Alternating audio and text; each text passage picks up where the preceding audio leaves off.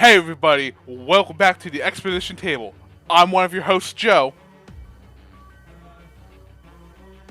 My name is Dan. Ba, ba, ba, ba. My name is Dan. And welcome to a new episode talking about a very special game. We are talking about PlayStation All-Stars Battle Royale. For its 10 years it's been since It's that been 10 game's years. been out. And man, like I have a lot of memories with this game. Yeah, it's a very formidable game. One of the games that pushed me to get a PS3 because I didn't have a PS3 prior to owning PlayStation All-Stars Battle Royale. I mean, as you would need a console to own it, but it was basically the game I got first for my system. Yeah. So, very formidable game in my gaming history. But what about you, Joe? You were a little bit more acclimated to the PlayStation and modern gaming at the time. So, how did you feel when you found out this game was coming out? Honestly, I was pretty excited for the game that was once called Title Fight. Like, Yeah, I don't think I was there for the title fight pre-release era. I might have heard about it once, but I didn't really start poking in until close to its launch. But yeah, I've heard about the title fight era. yeah, this was 2012, so the idea of multiple decently high-profile studios having a platform fighter crossover game was pretty rare at that time. Still is pretty rare now. I would say that PlayStation All-Stars was the necessary bump in the road to get to the era we're at now with Nick All-Stars and Lego Brawls and Multiverses, and I think somebody else has a platform beat 'em up that's a crappy licensed one somewhere in the mix. But yeah, at the time it came out, it was definitely something that people. It felt like at the time there could only be one. That if you were trying to rip off Smash Brothers, it didn't help that all the other platform fighters that weren't Smash Brothers were downright terrible. Yeah. Like there was no, this one's okay. They were bad. They were Smash or they were bad. You had TMNT Smash Up, you had Battle Stadium DON. I think Kung Fu Panda may have come out by the time, or at least it was right around the corner. And like those are the only notable examples I can think of. I'm sure there were one or two others, but unless you're doing something totally out there like Power Stone, no, you weren't competing in the space. I mean, there was a Shrek one. No, the Shrek was a three. It was like a wrestling style. Yeah. So the point is You really didn't get Smash games was the like king. this. Smash was the king, and no one was dethroning the king. Especially given PlayStation's demographic at the time. Yeah. I mean, PlayStation's demographic now still perhaps leans a little away from the kind of game characters that would fit a platform fighter.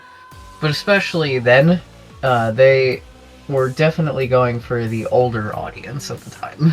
They were definitely trying to tackle that teen and a young adult audience, less than kids. And not to say that platform fighters can't appeal to kids, or can't appeal to people beyond kids, but in 2012 they couldn't appeal to anyone besides kids. Even Smash Brothers was a kids game.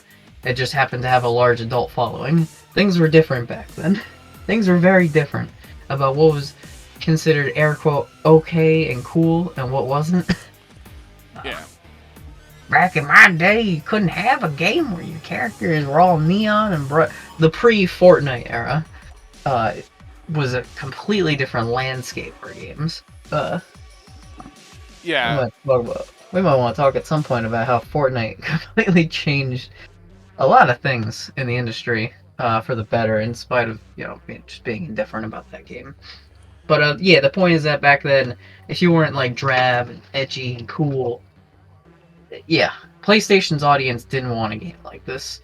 Smash Brothers players weren't going to fight.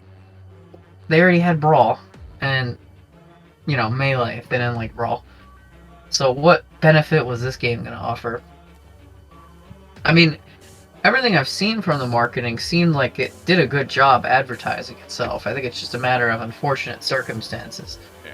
The first of which, being, its mechanics, are quite a bit different than Smash Brothers, and that's not something that you can really like pick up and play, kind of a deal. You can't like go to E3 or go to GameStop, try out a match, or try out apparently like the beta closed, like the beta plays or something like that. I know a lot of people walked away with mixed opinions because it got Kratos. Yeah, like, alright, I guess if we're going, like, I feel like the biggest problem with this game is, on a fundamental level, is just that unless you're extremely skilled, or, you're just playing, like, a free-for-all mosh pit style fight, it's kinda hard to, like, get kills. Oh, if we're going to be talking about the game itself, then yeah, I can definitely say that mechanically, the game's biggest shortcoming is that it's not as easy to pick up and understand, and it really requires a different level of game philosophy than a platform fighter is really built towards. Or There's really a reason any fighter. what. Yeah, but especially in this case, like it's a completely different mechanical concept for this. You have to, yeah, You have to it's build very a meter strange. and land a finishing move. Yeah. Yeah, I'm trying to think if there's like, I know people would often even say like, what if you had Street Fighter and the only way you could finish a round was like to do a special move? And it's like, that is definitely true. It does make some redundancies in the mechanics. It's like, look at all these cool combos you can do, but it's like, why do you need to do that? I mean, sure, you want you set up combos into a finisher, but I don't want to go too far ahead, but certainly the balance issues between characters didn't help. Yeah, it just kind of, it's not very intuitive. Yeah. I think it was fun for what it was. Oh. I didn't prefer it to Smash, but it was I a certainly, fun game. All I was saying is that this didn't leave a good impression for people ahead of time. Yeah. Still talking about the pre-release, is that just people got a bad idea for how the game played just based on only having a few demos to try, or a few like E3s or something like that. So it didn't really leave the best impression. And then you see who the roster contains, and it's like, who is this game going to appeal to? They were always fighting a losing battle, it seemed like, with the roster. It feels like this game just came out at the wrong time. Yeah. It kind of came out at a time where PlayStation was kind of going under an identity crisis. Yeah. This game came out early PS4. I think it would have had a much stronger legacy because it would have allowed itself to have a little bit fresher IP. Would have been, for a brand new console generation. It would have been wouldn't have been straddled with that PS3 identity crisis. But I mean, that's not the game that we got. The game that we got is what we have. So yeah, you want to talk about that roster? Yeah. So I guess I'm already going to have to bring up Smash's comparison here. Is that when you're making a crossover fighting game, like especially like for the first time, you're kind of expected to bring the most iconic characters associated with your brand, and PlayStation All-Stars definitely had some of them. Yeah. But it really felt like they were already like at a roster of like 24. They were already kind of digging up some C-listers.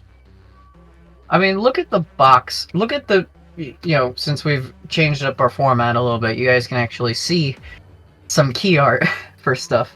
So look at that roster and pretend that you don't really keep up with gaming that much, and look at them. And then I want you to think about any Smash Brothers box art. And again, pretend that you're not the biggest into gaming. You at least know who Mario is. You at least know who Pikachu is. There's a good chance you know who Sonic is, The Legend of Zelda, maybe one or two others like Donkey Kong. Then you look over at, you know, multiverses. It's like, you know who Scooby-Doo and Shaggy are, you know who Batman is, you know who, you know, a lot of these characters are. Tom and Jerry. Nickelodeon All-Stars. You know who SpongeBob is, you know who, you know, I mean, I have to go even farther than that. You know who SpongeBob is? Like, if you don't know PlayStation's history, like, yeah, Kratos is very popular now, you know, and for gamers he was popular. But, like, you look at the lineup and it's like, who's really the A-listers here?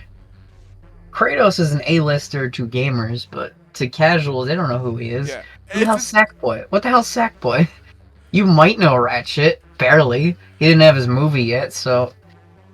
Like... And this is just on a casual level. I'm not even getting into the deep cut, like, what the gamers wanted thing. I'm just talking on a casual consumer level. Like, who the hell... Who's the hook here? Yeah, who's the hook? Like, yeah, Street Fighter and Mortal Kombat, it's like... You know, now we have legacy characters, but back then they had to be based on how cool they were. Problem is, this is supposed to be a game that's celebrating characters that we all know and are familiar with, but when we don't know them and aren't all familiar with them, I'm sorry, who cares? You know? Like, PlayStation, as you were saying, Identity Crisis, it just didn't have the most iconic characters at the time to really use, and that's because a lot of the most iconic characters were hung up in legal issues, and, you know. Yeah. It just didn't really work. It couldn't appeal to the Smash Brothers audience, so it had to appeal to the hardcore fighting game audience and the PlayStation fans. Again, the PlayStation fans really weren't into a game like that at the time. They were more into, you know, their behind the camera, third-person shooter action story narrative game, which is obviously different than what it is now. It's a few other things, plus third-person action games with a tight narrative. Yeah. But, like, you look at what they were, you know, what kind of games were coming out on PlayStation, how they were advertising themselves, and it's just like... It just was a weird decision to make. Yeah. At a very weird time. But, you know, like... Yeah... I feel like I'm going in circles at this point, but yeah, there just wasn't a character that was really gonna sell this game to people that don't know PlayStation already. I mean, frankly, PlayStation All-Stars Battle Royale is just a terrible name. Like, I get it, it's like Daranto, like Smash All-Stars, kind of like, or like Smash Brothers All-Stars is like the romanization, translation of what Super Smash Brothers is, but if you literally translate that, that's basically what this is. And it just comes across as clunky and awkward. Why couldn't they just call it PlayStation All-Stars? I mean, PlayStation All-Stars in and of itself is still kind of a lame name, but... It's not so much of a mouthful, it's PlayStation All-Stars Battle Royale. Yeah. Did we really... That's not... Battle Royale is not a subtitle, that's a mode of your game. This game doesn't even have a Battle Royale. Well, I mean, like, 4-player versus Battle Royale, not the Battle Royale we know now. Yeah, but like... Alright, yeah, like Smash. That'd be like Super Smash Brothers Brawl, coin battle. Yeah. Like, you type in... Alright, when we're talking about Super Smash Bros., you just say Smash. Street Fighter, SF. Tekken is just one word. You don't want to know what you type in when you're looking for this game? Pasabber. Pasasper. Yeah. I mean, most people just say PlayStation All-Stars, but that's also just a little too generic of a name. However, perhaps it wouldn't have been fine if they actually, the game, you know, performed well enough to get a sequel, or, you know, this would be small potatoes in the long run. But we don't have a long run here. Yeah. It's just this game. It's just hey, it's not the only one. We'll get there. Yeah. Actually, why am I burying the lead? Does anybody actually care about the Coke Zero game? Why am I burying the lead about the Coke Zero game? It's like your PlayStation All-Stars Coke Zero Island is like they made a game out of the weird ads you get right before your movie starts at AMC theaters. Yeah. God, imagine if you were going to a movie theater in 2013 and you saw a cat from Gravity Falls there trying to sell you a popcorn and a diet and like a Coke Zero. That'd be fucking insane. Yeah. Bro, I went to go see Quantum of Solace and I got an ad for Infamous 2. It was Quantum of Solace. I don't, whatever. Pretend I picked a movie from the correct year. Yeah, like, that's kind of the whole story of this game. It's just kind of got off on the wrong foot in just kind of a lot of areas. I mean, beyond the casual audience, the hardcore gamers, and more importantly, the PlayStation diehards, I think really felt burned by this game. It felt like there was a little too much of a sense that they needed to advertise this game and sell it like a commercial than actually make a game that people would be excited about. But it felt like there was a little too much corporate cynicism behind this game. I think most evident with all the guest characters. Yeah, the guest characters. The game just, I don't know, didn't feel like complete or big enough for what it was trying to be. Yeah, it felt like this was a stepping stone to bigger things rather than trying to be its own thing. It didn't feel like it was fully cooked to be its own product, but more so a jumping off point. Yeah. And yeah, that's the worst thing to do, is to be a jumping off point and then not actually jump off. Yeah. Unless you jump off the plane in a PlayStation All-Stars Coke Zero. Yeah. Like, alright, I guess we should probably get a move on from just introducing the game. Well, yeah, let's talk about how disappointed we are with this roster. Okay, yeah. I mean, you've been looking at them for a while, so, okay. So, in alphabetical order, we've got Big Daddy from BioShock. A game that was a year behind on PlayStation and started as an Xbox exclusive. Cole McGrath, which, you know, good choice for the time. Which Cole one? McGrath, but evil. Which, alright, I get it because Infamous 2 had, like, branching skill trees based on your alignment. But, you're starting off your series with two of the same guy. That feels like a weird case where I want to try to minimize comparing it too much to Smash, but I feel like, alright, roll with me here. If Cole McGrath was introduced into Smash Brothers now, that would just be a gimmick of his character, is he would just change forms based on how he fought. And it feels like that might have been what they wanted to do to incorporate the elements of that game, but they didn't really have the ability to, so they compromised. Or maybe they just realized they had an odd number of characters and were like, ah, fuck. We saved a spot for Crash, and Crash, Activision didn't play ball, so you know what? We got a week before the game comes out. Alright, put another Cole in there. Yeah. It had to be an even number because one of the cool things about the game that we'll get into. Colonel Raddick from Killzone. Yeah, apparently that wasn't even the newest Killzone by the time PlayStation All-Stars came out. He wasn't even in Killzone 3. By the way, before this I accidentally watched the Golden Bolts video about PlayStation All-Stars, which kind of inspired this one a little bit. I'm not going to try to parrot too much information, but I do think it is relevant to bring up stuff like that, because he did a really good job on that video, so I'd recommend you guys checking it out. After this, of course, please stay. But yeah, no, like, it is funny that, like, he wasn't even the newest guy. It'd be like if, for Smash Brothers, you know, Brawl, Smash, yeah, I'm trying to think of it. Yeah, like Smash Brothers Brawl. It's like if they put Blaziken. what's their names? I was gonna say if they put like what's her name, Sakura from Street Fighter 3 or Alpha, the schoolgirl that's just Ryu's moveset. Like if they put her in instead.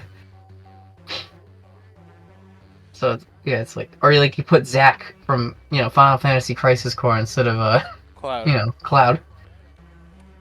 Or if you put Raiden, from Metal Gear Solid Rising Revengeance instead of Solid Snake. Speaking of, I know we're going alphabetical, but Raiden from Metal Gear Solid Rising Revengeance. That game wasn't even out yet. I mean, in retrospect, it's cool having that version. At the time, though, I was like, this is stupid. I wanted regular Raiden. Yeah. I mean, most people would have wanted Snake. I just wanted regular Raiden. I don't want the robot Raiden. Speaking of wanting the normal version, we got Reboot Dante. Not in a million years. Bro. We got...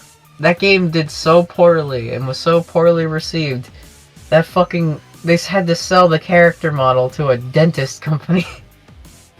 That character model is not owned by Capcom anymore.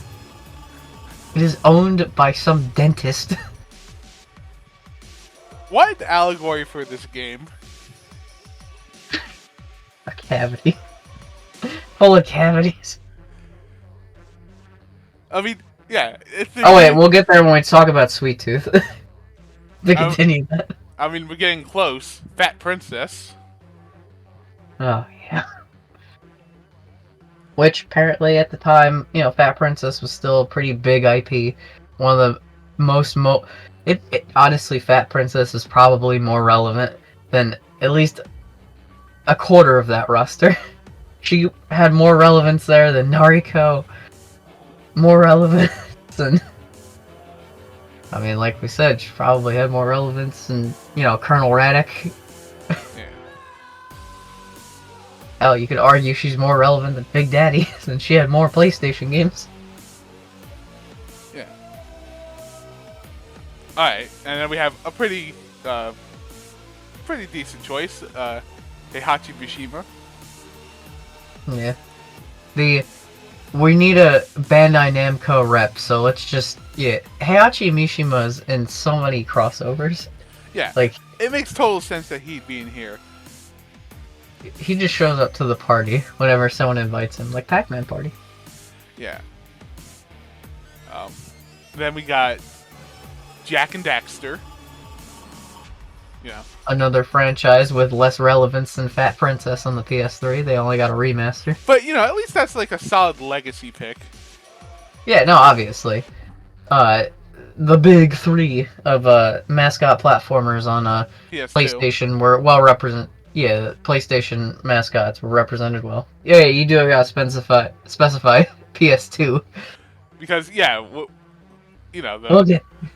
We'll get there when we talk about who's not here. Yeah, who didn't get invited to the cookout. The big man himself, Kratos. Kratos Bandicoot. He's got the spin. He's got the spin. Kratos Bandicoot. Yeah, I mean, Kratos just made sense. There was no way you were not gonna have him. But he's just kind of a tough character to be the only one. Like the big character. Yeah. You kind of can't sell a whole game around the guy who murders everybody and then bangs women with the quick time of it. Kind of hard to sell to the 6-year-olds at Toys R Us. You know what's even harder to sell? The girl from Heavenly Sword.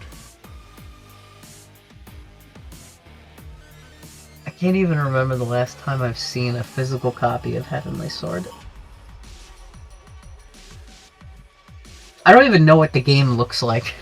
I literally cannot remember what the gameplay. It's probably like a third-person action, like scripted linear narrative action game.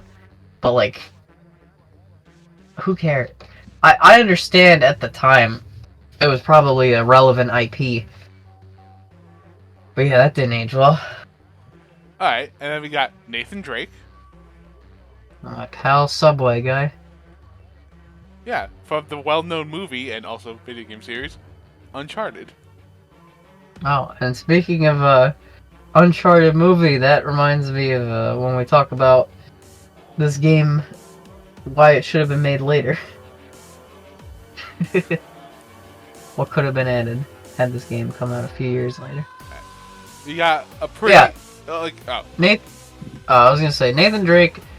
Honestly, like Nathan Drake, like the Uncharted franchise, like really does feel like should have had a little more representation.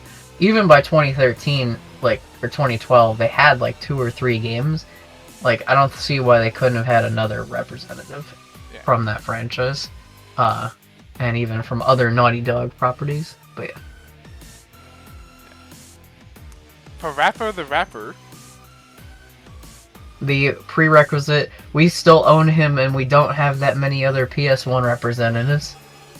Which is not to disparage Parappa the Rapper, they did the 20th anniversary remaster, but he's just kind of like the... At this point, he really has just kind of poochied his way into replacing Crash, just because, you know, they own Parappa. Yeah. He's all they got. He's like Blink's. When you talk about OG Xbox representatives, well, Blinks was there, and they own him. Doesn't mean he's great, but we own him. We can sell merchandise of him.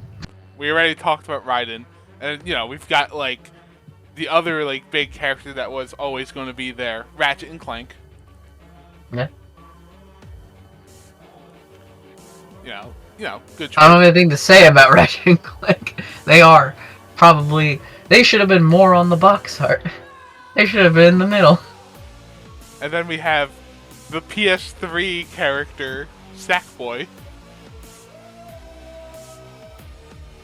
Like, Sackboy's kind of like Kirby. Like, he's not the kind of guy who can sell a game, but he's a cool addition on the rest of the roster.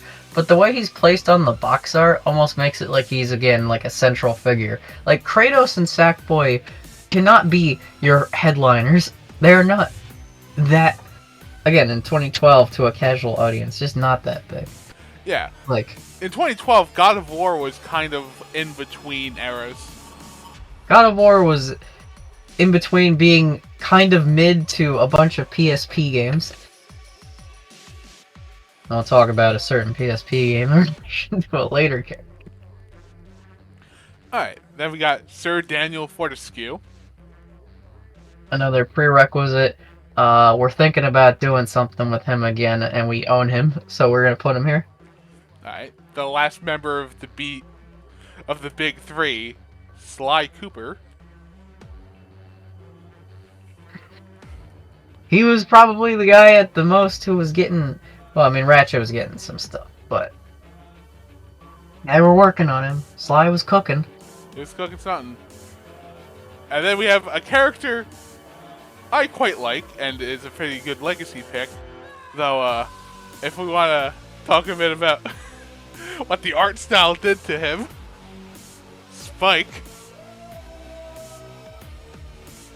From Ape Escape. Got like a fish face or something. Yeah. Got like gills or something. No, you know what? You ever see... What's that weird little clay putty face meme? Yeah. Little dude. A weird upside down clay face meme. Maybe we'll put it in editing or something. But you guys know. He looks like a weird claymation face. It looks very uncanny. That Sweet Tooth from Twisted Metal. Yeah, another solid, you know, for the PlayStation fans kind of character. Where it's like, yeah, this is cool. I can't say I know enough about Twisted Metal to say that he was a bad pick. So, yeah. I mean, he's the guy who's on most of the boxes, so makes sense.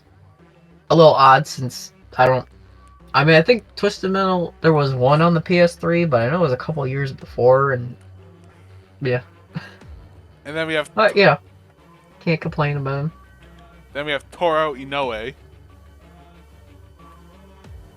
The last with how Western focused this game is, it almost seems like this was either a compromise for the Japanese market to have somebody recognizable, or just a Sony Japan. This is like our one note we're gonna give you, and then we're gonna fuck off. You need to put Toro in there. Like, I mean, Toro. yeah, sure, I guess. I was gonna put a third call, but yeah, we can put the cats in. Yeah, I was gonna put small colon. Neutral Cole. Yeah. Like, Toro just feels out of place here. And like, I'm not saying Toro doesn't belong here. I'm just saying among this roster of a lot of gray dressed humans. Yeah, Toro doesn't really fit this particular roster of characters. If this was like something more headed up by Sony Japan, because that's also sort of an interesting thing, and maybe something we could talk about in another separate episode, is about how Sony's entire like company structure, like they were much more, Sony Japan was much more of a relevant force or in the 2000s and late 90s, and quickly shifted to more Western franchise. Which you can tell by this roster how predominantly it's focused on Western characters, when there's such a rich legacy of, you know, Japanese franchises and brands that really could have gotten a little bit more love, a little bit more attention. Even beyond just the fact that there's licensed characters that could have been in here. But like, you know, why would a Japanese person care about this game at all? Like, I can't. You got Heihachi, Spike, you got and Toro. Spike. I imagine they probably fluffed out Ratchet's eyebrows for the Japanese market, and that's really like about it. Not to say that the Japanese audience doesn't play Western games. I guess Raiden, but I don't know how well. But again, like, the bigger characters are the weird offshoot versions. You got Emo Dante, you got Robot Raiden, and then you got all these Western characters. Yeah.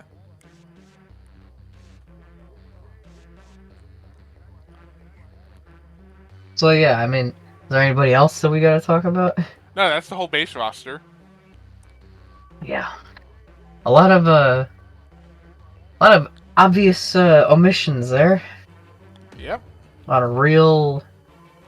Where the hell are they? I mean, let's just get it with the obvious ones, you know. You know, Crash, Lara Croft, Cloud. I mean, Spyro.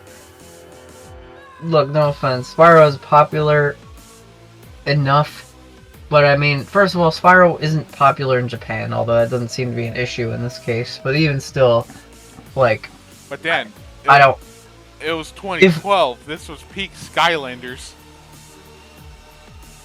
Yeah, I do wonder if they would have tried to have Skylanders Spyro. Could you imagine fucking Gilgrunt in there? No Spyro, but fucking Gilgrunt's there. Yeah, it's like, you know, actually, that would have been base. That actually might have helped out. But yeah, they wouldn't have paid Activision money for that. Yeah, that's what I was saying. Like, 2012, that's actually a great time to get Spyro. Yeah, because Skylanders did come out in Japan. Yeah. So. And you have the Spyro seniority. Yeah. But yeah, no Crash, no Spyro. You know, no Castlevania. You know, no Mega Man, no. You know, it's not to say like these were absolute requireds, but you know, when you think about like PlayStation 1, PlayStation 2, you think about the brands that were most prevalent on there. I don't see enough people say why the hell wasn't Mega Man on there, or even Mega Man X, because you know, I'm sure in 2012 they were talking with Nintendo about having Mega Man in a Smash for Wii U. It's like, why not put Mega Man X in here? I way more associate Mega Man X with the PlayStation than Mega Man, you know, Classic. Yeah. So like, you know, where the hell is Mega Man X? Or Zero? You know, Zero would have actually probably been a perfect fit. There's no way he would have been in Smash. Just have Zero. Yeah. It would have been like Raiden. But yeah, there was very little representation among a lot of these brands. And yeah, some of these, it's their first game, it makes sense, you're only going to have one character. I almost wonder if it would have made more sense to just cut the amount of franchises and just have more characters from each franchise, kind of like how Nick All-Stars did.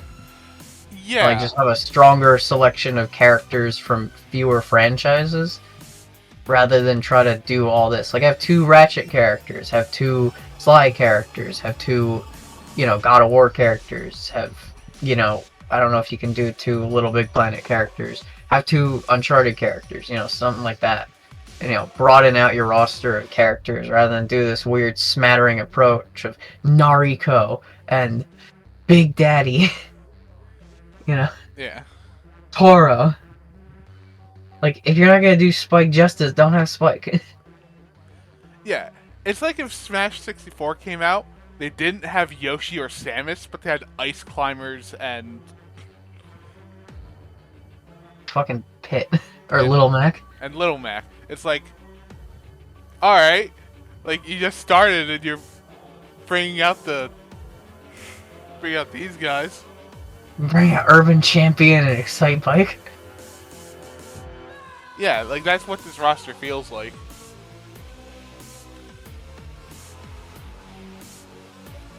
And you couldn't get Link.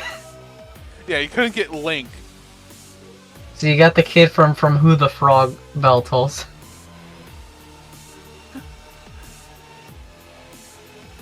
Yeah.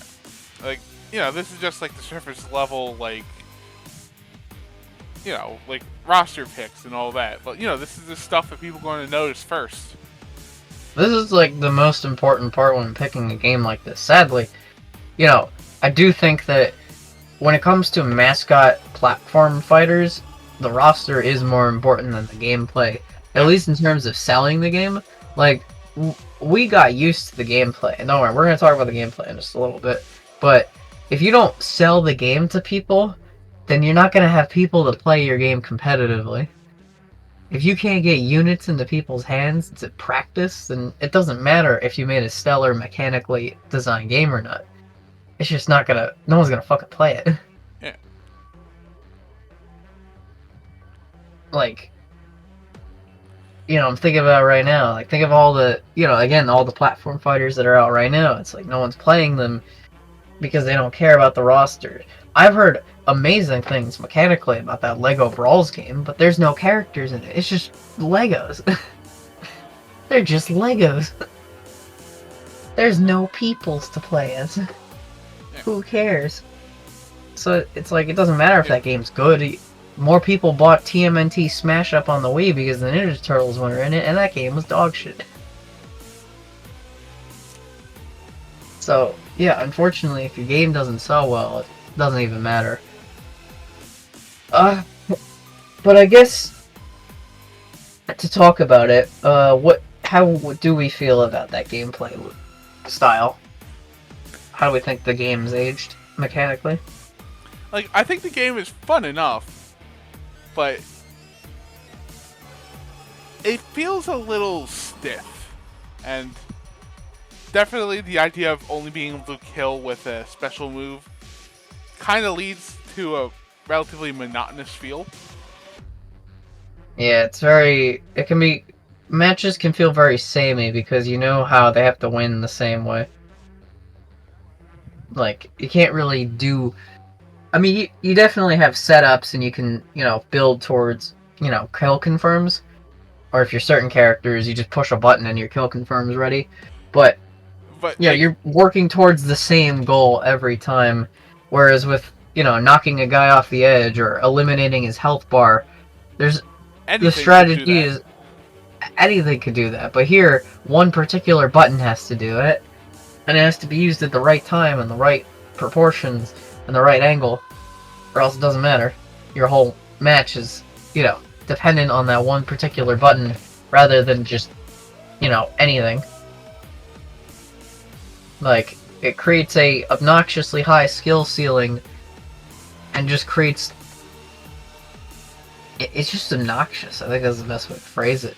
Like, I think it's a fun, game when you understand it, but again, I think this is part of this game's identity crisis, is that's not easy to pick up and play. If you go to a friend's house and you want to play PlayStation All-Stars, you have to teach them how to play the fucking game. Yeah, Like, alright, let's you say can just I want to plop use... a button. I want to use Parappa the Rapper. How do I kill? Alright, his level 1 special is this weird kick that says a shockwave, like, high up. Okay, so I'm either fighting the biggest guy, or I have to use the move on the stairs. Oh, I'm not even talking about that. I'm just saying, like, you could be spending, like, 5 minutes on the match and no one killing anybody because they don't know how the hell to play the game. Because unless you go in and explain that, oh, you have to kill them by hitting one of the shoulder buttons to do a finishing move, they could just be punching each other waiting for someone to die. Or you could be on one of those stages with platforms that fall off the edge, like, I think the Sly Cooper one, like, Yeah. it's like like a going up and down level. You could think if they fall off, they're dying and you're winning points, but you might not know that until the match is over. It's like, oh, I didn't get a single kill because I didn't know that there was a button. Or like you're playing with a kid. It's like, you know, I'm not saying that fighting games shouldn't require some skill, but every other fighting game on the planet, you can just give someone a controller and they'll figure out what's happening. You'll figure out, oh, I'm hitting him, so his meter's going down. Yeah, oh, I'm hitting him, so his percentage is going up. And when he falls off the edge, he's dead. And I didn't have to push a special kill button. Yeah. The barrier to entry is not casual. The concept of hit the enemy until they die is pretty easy to comprehend. Yeah, people have been doing that for centuries. Hitting people until they die is pretty universal. But hitting people until you get special power and then you push a button and only that button kills people is just not casual friendly. Yeah. And again, I think that's what kills really a lot of the casual appeal. But is this game a casual game or a competitive fighting game? Yeah, it's so in the middle that it just doesn't stick the landing. It's like they didn't want to be a kiddie game like Smash to appeal to the mature, older PlayStation crowd, but you also got a game of fucking Fat Princess and Evil Cole being rivals with each other. You got a game where Kratos whips Sweet Tooth's ice cream out of his hand. Yeah, that's the What thing. was this game for?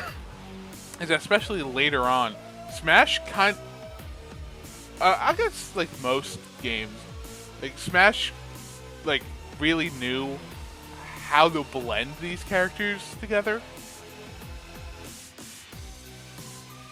Like Samus doesn't feel that weird, or Marth doesn't feel that weird alongside Pikachu, Mr. Game & Watch, and Kirby. But as we kind of mentioned already, the art style, it's like there are so many like realistic humans that kind of move in a weird cartoony way, and then we just have like Toro and Spike who just don't look right. I think when I think about PlayStation All-Stars art style, it actually makes me reconsider my feelings about Smash Bros. Brawl. We could probably talk for a while about Smash Bros. Brawl in particular, because that's such a divisive game. I'm not a fan of the art style. I've always kind of felt like a lot of characters look off in it, but at least everyone feels cohesive to the same art style, even if some look a little worse for wear than others, and don't all blend to this style perfectly. They at least all look uniform enough, even though you got Mario and Marth and Meta Knight, and why did I say all the M's? But yeah, you get all these characters who shouldn't look natural next to each other, and they went with the hard approach of just everyone has the same art style. And PlayStation All-Stars, I want to say attempted that, but you look at these characters and they all just look like they just came out of a completely different franchise. Like, they don't look like they're made from the same developers. Like, the Sly Cooper model looks all rubbery. Spike, again, looks like he's made of clay. Nathan Drake just looks like he just came out of a regular Uncharted game, like, verbatim. Like, they don't have any art style that ties them all together. They just look like they came out of their own games. And that is incredibly difficult to pull off. unless you're really going for a deliberate, like contrast thing. Yeah. And that requires a lot of skill to pull off, and I don't think, I the don't think they were characters given look the good, and resources to do it. in isolation, a lot of the characters do look good, but it's just when they come together, there's nothing. They're not. They literally do look like they're from different worlds, and yeah, but at the same time, they have to look like they're part of the same video game. Yeah. It's kind of like Jump Force. Like, if you told me all these characters came together and they just pulled models from their original games, I wouldn't necessarily argue with you, because a lot of these character models do not look like they're from the same asset sources. Yeah. And Jump Force's problem is the opposite, is that they went with it's like they went with Brawl, but ramped Brawl's art style up to like 100. Yeah. You saw how many wrinkles Mario's overalls had? Well, we can give all the wrinkles to Goku's neck.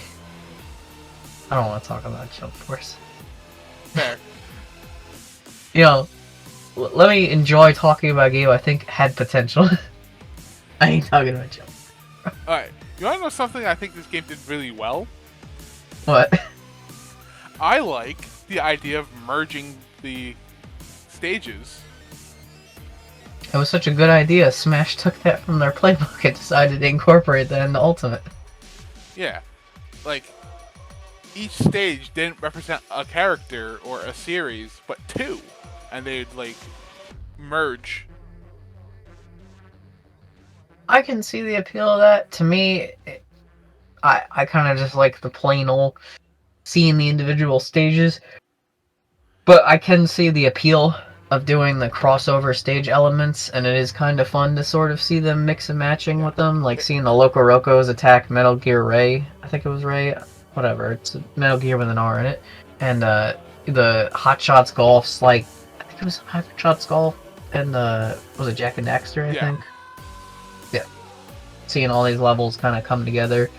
And, like, the game did do a decent bit of referencing to games that weren't represented by playable characters in that way. Yeah. Like, they had a lot of the secondary sort of, well, I say secondary, but half the roster was filled with secondaries, so you know what I mean. Tertiaries, Loco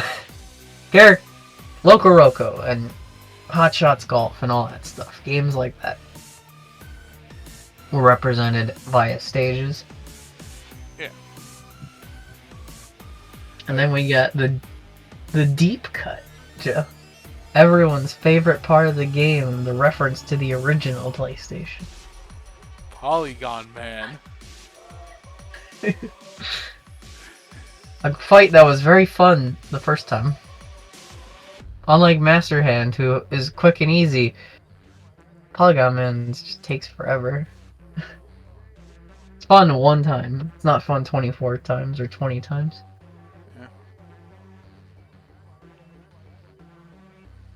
But that was a cool thing they did. Bringing back the original marketing for the PlayStation and incorporating that in. Yeah. Although I can't really say a lot of the stages themselves I feel stand out. I think the geometry in a lot of them is just kind of boring. It does the bad platformer fighter thing of just having stages that are too big and sort of broken off into sections in a weird way. Like, Temple is fun in Smash Brothers. If most stages are like Temple, it's not fun. Yeah, and a lot of stages feel like Temple, and also just the slower movement speed makes it, even more intolerable. Yeah, that's pretty much what I was about to bring up, is that kind of one of the bigger problems with this game is that a lot of the characters, like, either feel like they move at the same speed, or they just kind of, if not all of them, feel slow. Yeah. Combined with, these big extravagant stages, it just feels like you're getting dragged through the mud while you're trying to play. So, these giant stages feel like more tedious, especially the combination of the slow movement speed, the big set-piece stages that have all this visual spectacle but doesn't really do a whole lot to the actual stage, combined with the fact that you have to sometimes go for miles just to keep hitting the guy because your characters get launched kind of far. Yeah.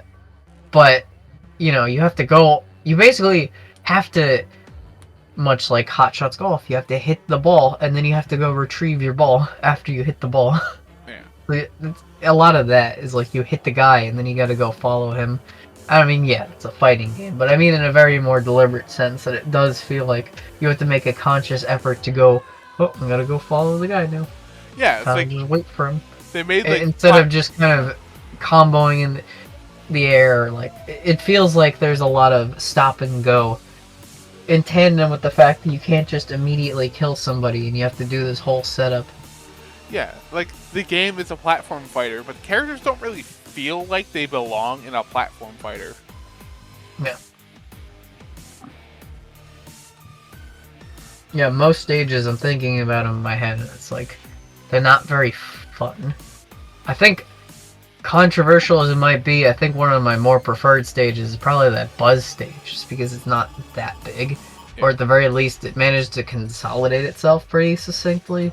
It'll usually shift its environment, but it'll shift it to still being relatively the same size. And it's not too much verticality. That's also a thing. There's a lot of verticality in a lot of these levels. Like, why is Loco Roco that spread out? Like, why are there 6 segments in this level? That's a lot for a platform fighter that you're mostly going to be spending. I mean, yeah, you want to have stages big enough for 4 people, but I think that's big enough for 8 people. Yeah. As I said, no one in this game really covers enough ground to really effectively get into one side or the other. Yeah, even the fast characters like Raiden and Sly really don't move even that fast.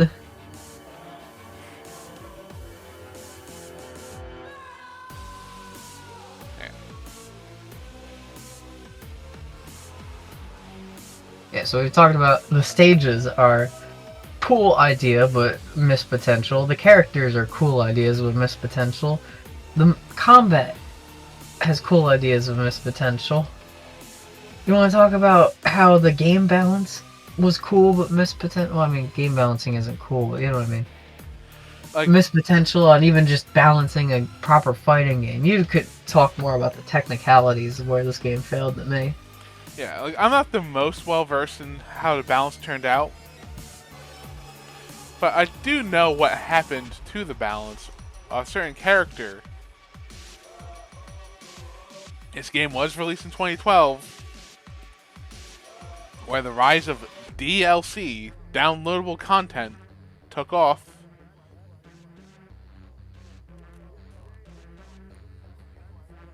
Alright. You want to just cover the DLC characters? Yeah, I guess so. If it's relevant to this part of the conversation, then yeah. Alright. We have Emmett Graves from... No, I want them to guess. Something. What the hell? Who is Emmett Graves from? Yeah. Live until we're done with the other 3 to figure it out. Yeah, Isaac Clarke from Dead Space, which was a pretty neat addition. Again, a third-party game that I think had more presence on Xbox than it did on PlayStation. We just have Zeus. Who you got for free if you bought God of War Ascension. You didn't even have to pay for him. You just got him for buying another fucking game on the... Yeah, he's Zeus from God of War. But, you know, that's Zeus, just the god. Apparently, God of War Ascension sold less units than PlayStation All-Stars Battle Royale as well, so I don't even know how well that promotion worked. It didn't get that many people. Was the point to get people to buy Ascension, or was it to get them to buy All-Stars Battle Royale? Because honestly, it didn't help either. And then we got... I think it indirectly made Ascension sell worse. And then we got... Ew, All-Stars DLC. Then we got the character who did kind of show the mobility problem the worst. Because she was actually mobile and fast and shit. Cat from Gravity Rush. Yeah, she kind of shined above a lot of those characters, surprisingly. Kind of one of the characters you look back, you're like, oh yeah, she actually is still relevant, kind of. More relevant than fucking Nariko. But yeah, no, Cat was a whole nother. She was Smash 4 Bayonetta before. Yeah, She pretty was much. Like broken. she She had was like broken. She was fast. She similar could move. dashes. She had like projectiles that she could set up while moving, and like telekinetically throw them at you. She just has a far more flexible kit than everyone else. She was built for a different game than everyone else. They were on All-Stars 1 while she was on All-Stars 2 already. Yeah, that you kind of feel that. Like, I feel like some of the DLC that, like, for example, Smash does, the characters sometimes feel like, oh, they can kind of go crazy with these characters, and it sort of messes with the balance of the base game. I have quite a few examples in Ultimate that I feel are for that case, but even still, for how roughly balanced this game already is, to have a character be that broken really, really was not good. Yeah. I mean, at least at first, I don't think you had to pay for her, so that's at least a bonus. At least you can break your game for free. Yeah. And that's ultimately it. Like, not only Yeah, sadly, that's it. did the roster feel kind of weak in choices, the roster also just kind of feels homogenous due to everyone having to kill in the same manner. It was homogenous because you only see the same, like, 5 characters online. Movement options just were kind of bare for almost everyone. There was severe imbalance and even just who had, like, using kills. Yeah. Like, there were characters who just objectively had better kills than other characters. Jack had a terrible level 1. Raiden had a very easy level 1. You know? Why grind? Why play as Jack and have to put in double the work when you could just play as Raiden and just do the same, get sometimes 2 or 3 confirmed kills with one button press? That with Jack, you're lucky if you can kill one person in the same amount of button presses. Yeah. Like, if you're gonna have this whole level system, you know, obviously everyone needs slightly different moves, but I almost wonder, Joe, do you think they should have just had the same level 1 and level 2s across all characters? Like, on paper that sounds good, and then you realize then the game's going to feel even more homogenous, and it would be more balanced, but it would also feel... Yeah, it'd be more balanced, but I also... Yeah, I mean, honestly, I don't know what's the better option, but I am just bringing the devil's advocate of, like, I feel like that would be better for the flow of the game and at least making it more straightforward for people of how to play the game in a casual sense. I don't know, they just pull out a gun or something, like a big PlayStation gun or something. Or they pull out a PlayStation sword. I don't know, just simple shit. Pull out a move controller and whack them. That's your level 1. Okay, if we're talking about what they should have done, they should have had the specials, but not have them be the only way to win a match. Well, yeah, I mean, but that completely restructures the entire game. Yeah, that's what I'm saying. The system just doesn't work. Yep. Like, it's antithetical to good game feel because the combat system only feels good if the players are acclimated to how pretty much everything works. Yeah. And it's actually, you know, does the thing you don't want. It makes it feel pointless to have fun with the game.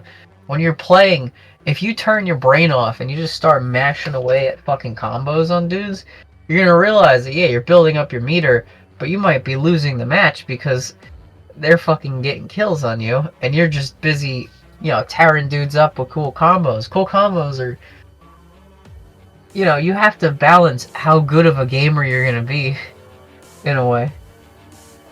You have to manage how much gaming you're gonna do, and how much timing and Bro, it's too much thinking for a fighting game.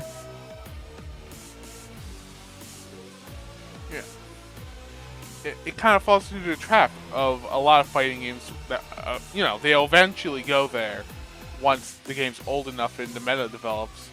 But this game just kind of hits it from day one, where, if you're not already good at the game, it's just monumentally difficult to really get any momentum. Like, how do you even learn how to get good at the game? I mean, obviously you can learn combos, but again, combos aren't going to 100% determine your effectiveness at killing opponents. You need to learn how to you basically need to practice on how to kill people and just build up meter.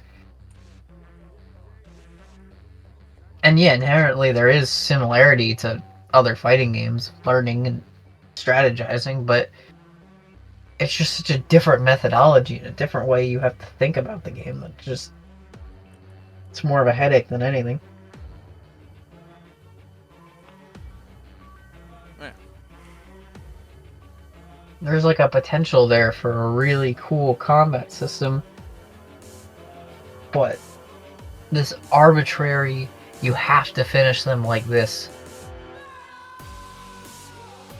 Honestly, like, yeah, there's a lot of ways they could have done it. There could have been a different special for each direction. There could have been multiple specials per level.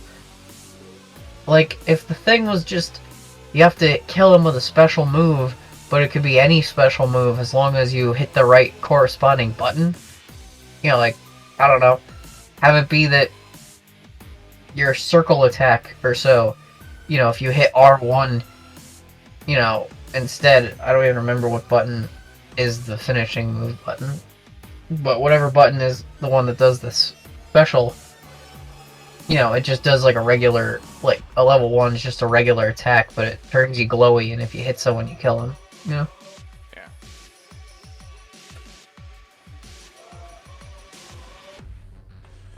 Yeah, there's too many different variables for how the combat could have been completely restructured, and it would have been more fun. I mean, why couldn't they have just gone all in on the whole just beat people up and earn points mechanic? No one's done that before. Like, no kills, but just the more damage, whoever racked up the most damage wins. Yeah. Yeah, what if you just did how much, instead of AP, just points you do, and once the game is over... Oh, well, I guess it'd be like Battle Stadium DON, that weird Dragon Ball, One Piece, and Naruto fighting game. But if they could make it good... Yeah. It also did have orbs. You know what? Yeah. I might just be describing Battle Stadium. I don't know if that's a good thing. I might actually want to take this one back. I want to take that one back. We all know how... we all remember how Chopper fights. You've heard our multiverses discussion. Yeah.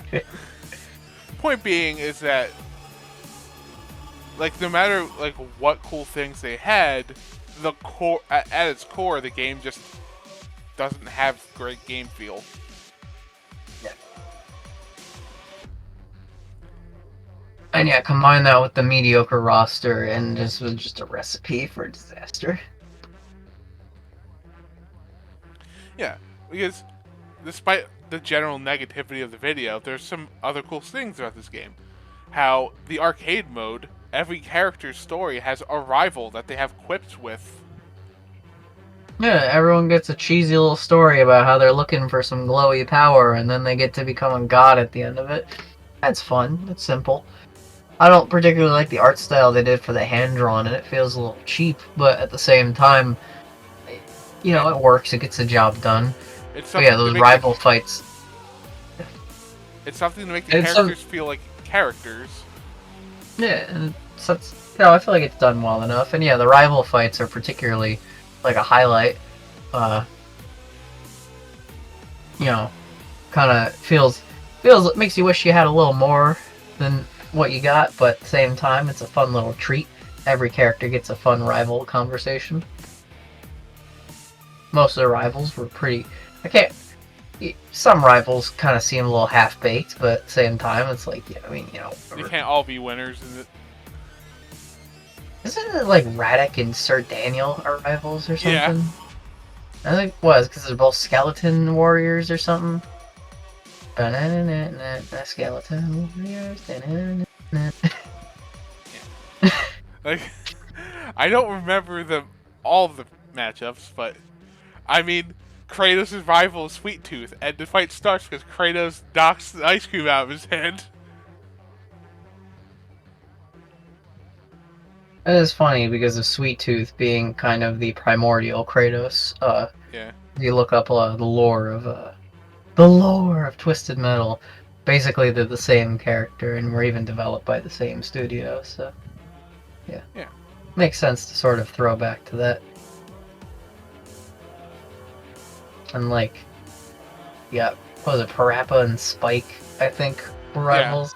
Yeah. It's like, well, we're the two cute guys. We got nothing else to do. I don't. Bioshock people can tell me if it's in character for Big Daddy to be jealous of Sackboy. I guess it's not the worst thing they did. And then I love that they just gave up and just made Evil Cole and Fat Princess the rivals. I do wonder who did they think of first as the one who they can't figure out? Was it like, ah, shit, I can't think of someone to pair up with Evil Cole, or was it, ah, shit, I can't think of someone to pair up with Fat Princess? Because one of them had to be stumped first. I want to know who was the one who got stuck with the other one.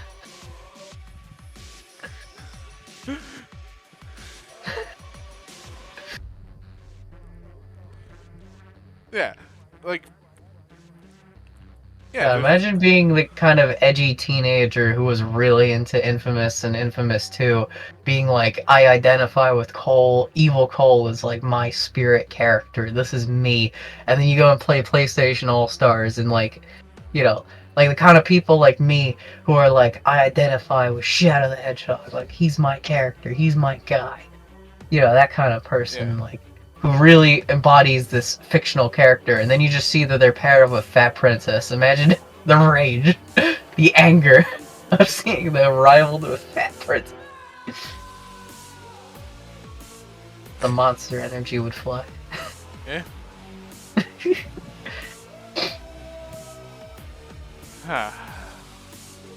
You know, speaking of Shadow, the literal talk about missed opportunities. Or a couple DLC characters that we've learned over the years were supposed to get in, but didn't get far enough. We know Shadow was in very early development. We don't know a whole lot about him. Bro, if Shadow was in there, that would have taken the game a whole extra point ahead in my favor. Shadow should have been in the... Shadow definitely feels like a character that should have at least been in the sequel. You know, I don't know... He should have been in the first game, but absolutely should have been in a theoretical sequel. Yeah. That dude should be on the box of a game. He's not even like a PlayStation character. He's in more games on the GameCube than he is on the PlayStation, but you know what? Slap him on the box. Shadow the Hedgehog will sell more units than like half your roster.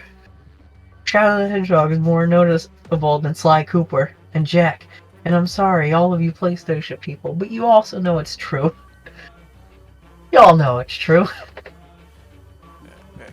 In addition, I think I remember Abe from Oddworld and Dart from Legend of Dragoon.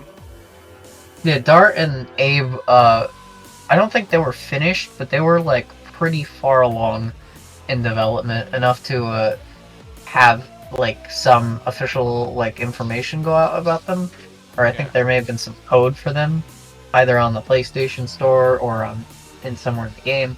There was official documentation about them at the time, and you know, provided Superbot, right? Superbot or Supergiant? I forget who the name of the studio was. Superbot. Supergiant is the. I get them confused all the time. Yeah, Superbot. Didn't I do this exact thing the other time when I talked about Supergiant a couple episodes ago?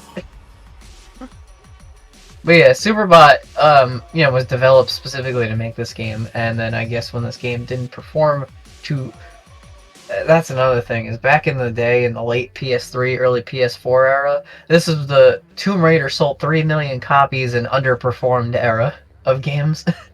So, when PlayStation All-Stars was a modest success with a poor, like, general audience reception, like, there was no way in hell this game was gonna... No way in hell this game wasn't going to get dropped off. Yeah. Because back then, you didn't get $40 games, or, like, you know, in-between price games. You either got full-price games, or you got, like, $20, you know, cheap indie games, or Jetpack Joyride, or whatever on your PS3. There was no $30 to $40 game. So, theoretically, had they, you know, done that and, you know, sort of downscale. But I'm sure Sony in that era would have had too much pride to sell a first-party title for $40. Yeah. But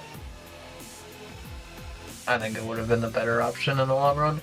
Because that's just what the game was. And, you know, for all the hard work they put into it, you know, a platform fighter is not going to appeal to everybody. You knock a couple bucks off the price, you know, don't sell it as the major premium game, because, again, the game has an identity crisis. It doesn't know what it wants to be. It doesn't know what audience it wants to be for. It doesn't know.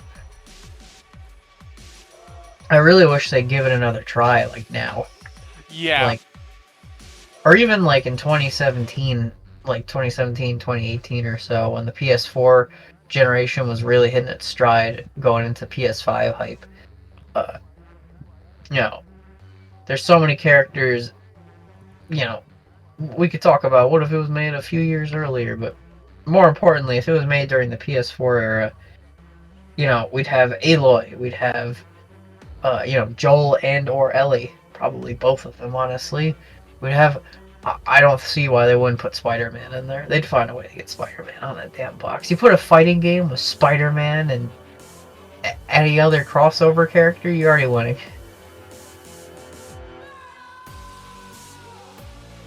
Yeah. Especially when considering that the PlayStation brand was a lot stronger in the late 2010s than it was in the early 2010s. Dude, I could fight Guy from Days Gone with Spider-Man.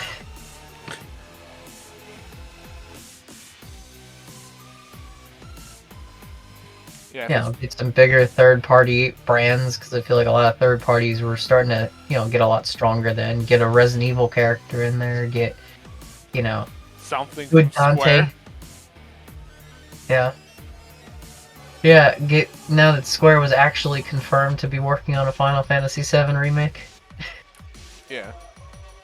Could have had somebody in there. Or hell, you just get Noctis before he got taken by Tekken. Sora, because Kingdom Hearts was being worked on at that point.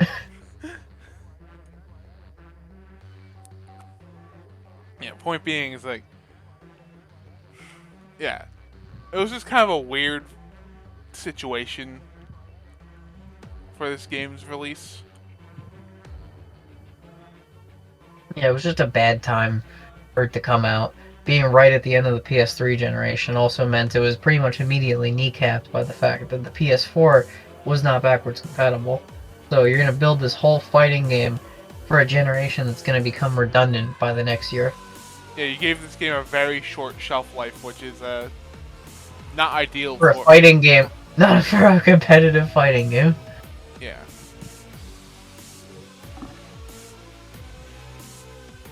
I do have to wonder, do you think if this game performed moderately well, or moderately better, they were planning a PS4 port, kind of like they already had in the pipeline, like The Last of Us, you know, was remastered within like the first year, or the second year of the PS4? Like, do you think they are, and like MLB The Show was already like a quick port? I do wonder if in the pipeline, you know, PlayStation All-Stars, they were considering porting that, and then they just low sales and whatever happened with Super, but they just kind of like cut their losses.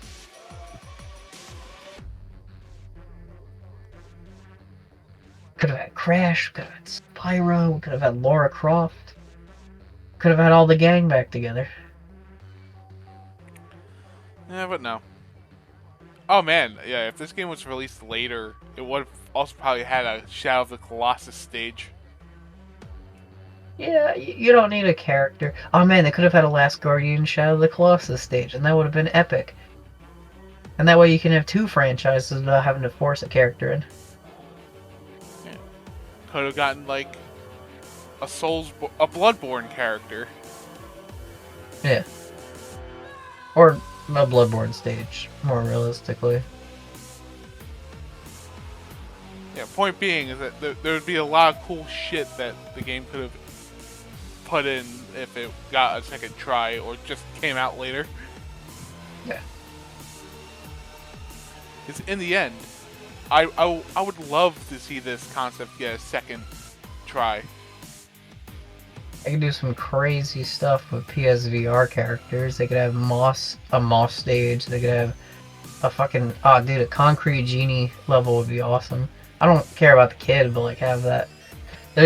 Sony has done so much crazy stuff over the last couple years or so. Like they've really done a lot of experimental games on their main PlayStation brand, and not all of them have been winners, but a lot of them are really cool and show, like a passion and a desire or change stuff up, like Ghostwire Tokyo and Stray, Sifu, you know, absolute crazy stuff. There'd be a Stray level if they made this game now. Yeah. Cat level. Cat level. Can you imagine if they made Cat as a playable character? Oh wait, they already did that in the first one. Yeah.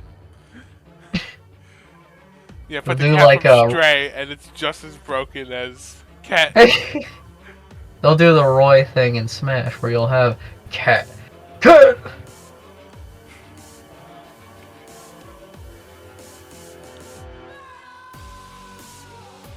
Yeah, honestly, there's much more for Sony to celebrate in this current era. Have Astro. Oh, dude, if they have an Astro level, that'd be cool. Have an Astro. Baby.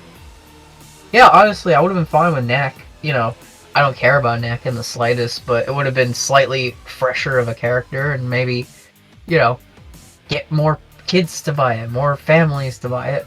Have a Knack Sackboy rivalry. Knack versus Sack.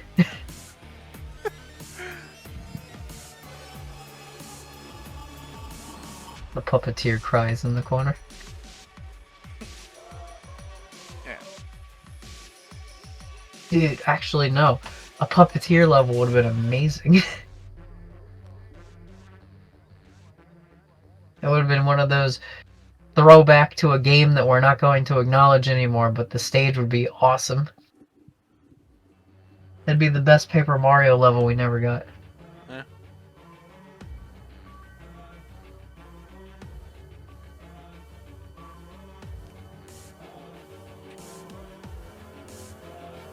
We could have had good Dante. Could have had Big Boss.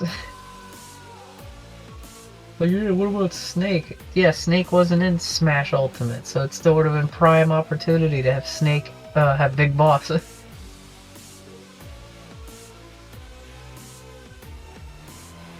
Yeah, before they fucked up with Metal Gear Survive. So the key thing is just, PlayStation All-Stars came out at the wrong time. Came out for the wrong demographic. And it's just sort of a case of Sony.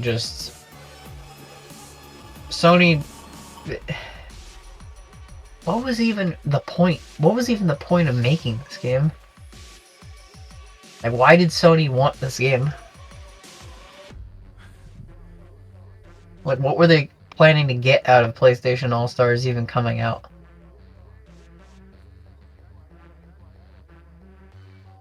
Like, if assuming that, you were pitching this game in the 2010s, why would you be pitching this game to Sony? Yeah. Like, I couldn't imagine pitching this game in, like, the early 2010s. At least, like, after Smash 4, like, you'd realize, like, yeah, there's a lot of hype you can generate with, like, surprise character reveals and all that. Like, Yeah, Brawl was on the Wii, but Brawl was also several years ago, like several years beforehand, and clearly had much larger ambitions than PlayStation All-Stars. Like Smash 4 was a much more reserved game that would have made a much easier comparison because that was just focused on adding new characters. Yeah. Brawl was such a weird game to sort of come after because the market for these kinds of fighters just wasn't there yet. We didn't even have the indies like Brawlhalla or anything like that. Yeah. At this point, we really just had the shovelware games. So I don't know why they wanted to compete with Nintendo during their Wii era, where the Wii was kicking their ass. I don't know why they wanted to try to do this when they don't have the characters to do it. They obviously didn't give the development team enough time to really put everything together. Right. Just, what was the At the end of the day, why even do this whole thing? It didn't even start as a Smash Bros. Clone. It was like this weird Team 4v4 capture the flag something when it was title fight, like in the very early stages. And then they had to shift development to make it a Smash-like. Like, who the hell is this for? Yeah. It really seems like a game idea that they should have just put in the bin until they could have figured out what they wanted out of it. Sony was on their way to a comeback, but they weren't there yet. Sure, they had The Last of Us and the Uncharted's and all that stuff under their belts, but they were still taking L's after L's during the PS3 era. This was like right before Last of Us. Well, yeah, but like in the pipeline, and Uncharted 3 and all that was already out, so it's like, yeah. They were on their way. I'm so surprised they didn't put an Uncharted or a Last of Us thing in that game. Do you think they'd want to advertise The Last of Us? Especially with how high profile it was. You think they'd, at least put a DLC character in? But no, we got fucking Zeus. And Isaac. Why did we get Isaac? Why wasn't that Joel?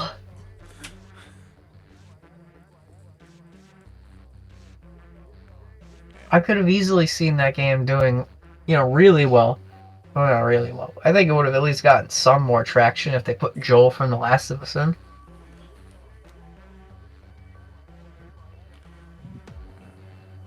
But no. Superbot and Sony cut their ties and, yeah. Didn't get our DLC, didn't get our game. And they're probably never coming back to this again. We had our one chance and they blew it.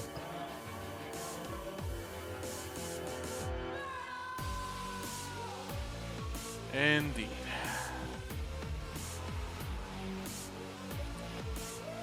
Early 2010s really were the opportunity for major companies to completely fuck over their anniversary celebrations.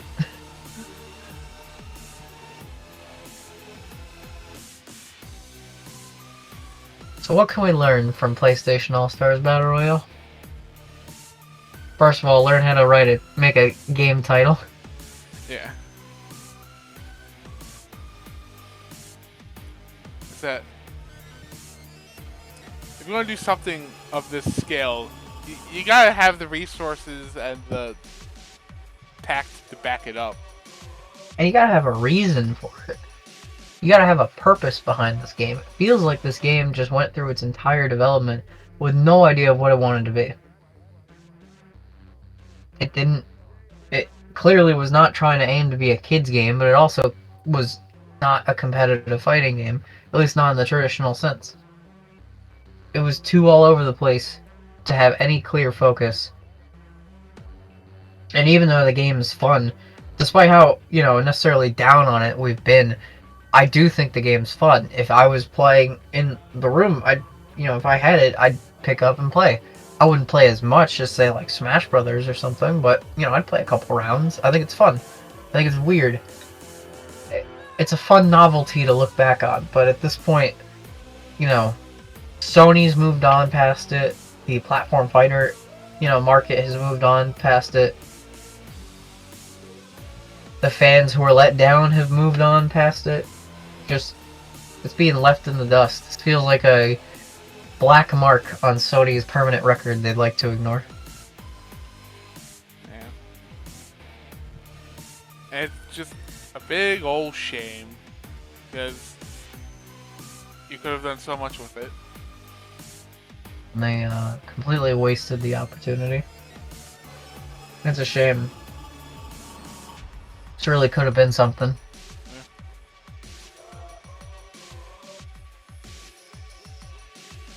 Anything else you wanna... Anything else you have to say in the obituary for this game? Nah, I think that's about it.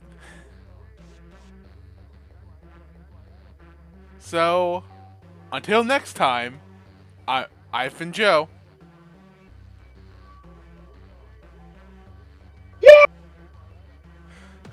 Oh yeah, we gotta talk about that real quick. Soundtrack's bland as hell. The menus are bland as hell.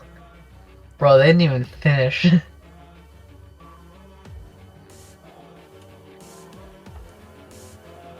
didn't even finish the damn menus, man. That shit looks like a placeholder. Yeah. But yeah. I'm Dan. And we'll see you next time at the table. Hopefully playing a better game.